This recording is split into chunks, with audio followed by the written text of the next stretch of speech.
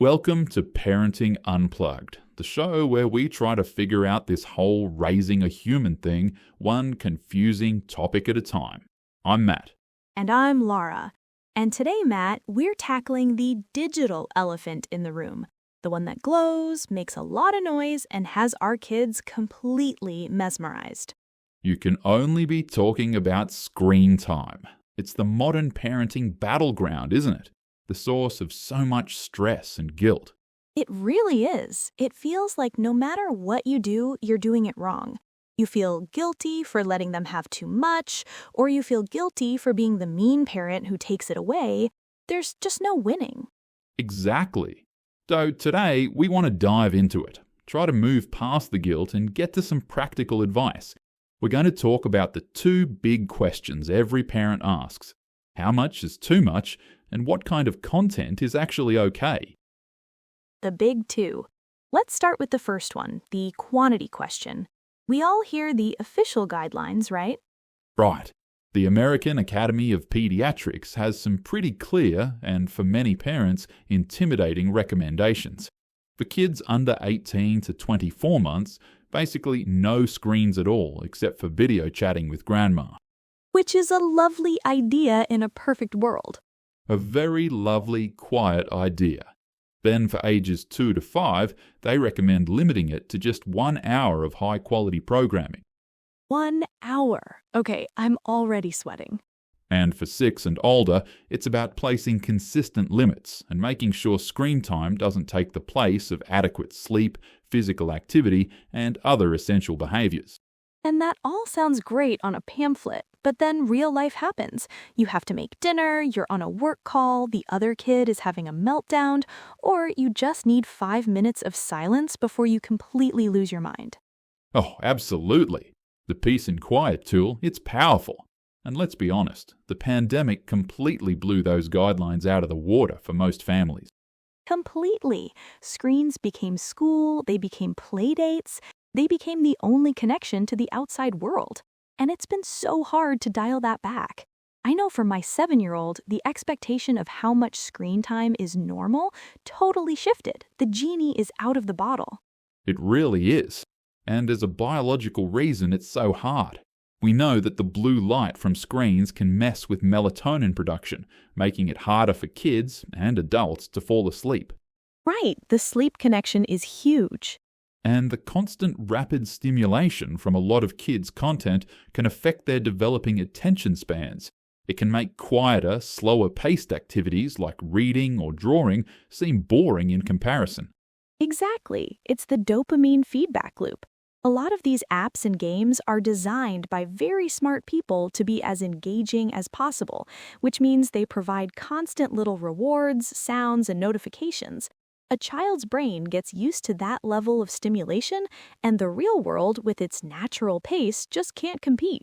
It's not about the tech being evil, it's just about understanding how it's designed and how that affects our kids' brains. That's a real concern, but at the same time, it's not all bad, right? We can't just demonize it. My kids have learned incredible things from nature documentaries, they've connected with family across the country. They're a real benefit. That's the nuance. So maybe the question isn't just about a hard number, 1 hour, 2 hours. Maybe it's more about the effect it's having. Is your kid still playing outside? Are they engaging with the family? Are they sleeping well? That makes sense. Looking at the whole child, not just the clock. If the tablet is the only thing that makes them happy and they have a massive tantrum every time it's turned off, that's probably a red flag. A big one. But if they watch a movie on a rainy afternoon and then go build a Lego castle, that feels different. It's about displacement. What is the screen time displacing? If it's displacing human connection, sleep, or exercise, that's a problem. I love that framing, the displacement idea, which is a perfect segue into our second big question. What about the content itself? Because an hour of passively watching other people unbox toys on YouTube feels very different from an hour spent on a creative drawing app. Oh, a world of difference. That's the quality question, and it's just as important, if not more so, than the quantity. So, what are we looking for? What makes content high quality? Well, experts often talk about active engagement versus passive consumption. Is the child just watching something happen, or are they making choices, solving problems, creating something?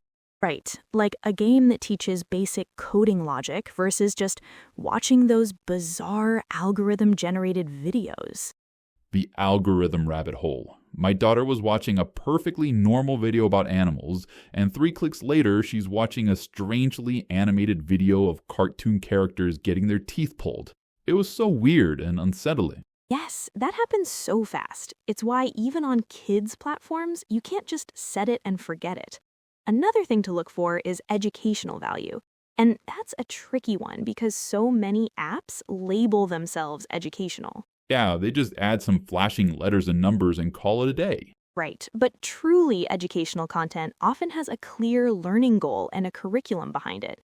Shows like Daniel Tiger's Neighborhood are designed by child development experts to teach specific social-emotional skills. And what about the big social games like Minecraft or Roblox? That's a huge part of life for older kids. That's such a mixed bag. On one hand, the creativity in Minecraft is astounding. They're collaborating, building complex worlds. It's incredible. It's the modern-day version of building a fort in the woods with your friends. It can be, yes, but then you have the other side. The social pressure, the cyberbullying, and with games like Roblox, the constant push for in-app purchases, the dreaded ask for Robux. The Robux nightmare. It requires so much more supervision. You have to be involved, know who they're playing with, and have ongoing conversations about online safety and spotting what is basically just advertising. Absolutely. Which brings us to a more practical part of this. Okay, we know we need to balance quantity and focus on quality. How do we actually do that day to day?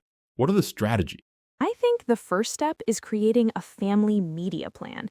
Actually sitting down and agreeing on the rules together if the kids are old enough. When are screens allowed? Where are they allowed? Yes, making it a formal thing. Like, we don't have screens at the dinner table. No devices in bedrooms overnight.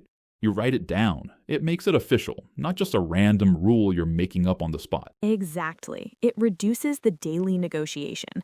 And my biggest tool for avoiding the turn it off tantrum is managing the transition. The 5-minute warning is your best friend. Totally. Okay, 5 minutes left, 2 minutes. It gives them time to finish what they're doing and mentally prepare. And when they still get upset, which they will, just acknowledging the feeling helps. I know it's so frustrating to have to stop when you're having fun.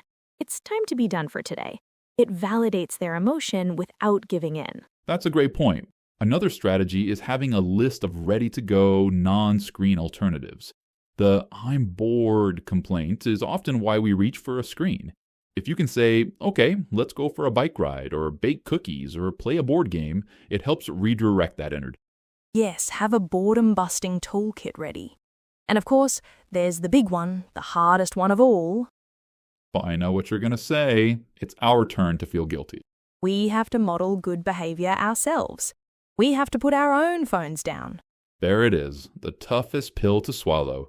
We can't tell our kids to get off their tablets while we're mindlessly scrolling through our own social media feeds.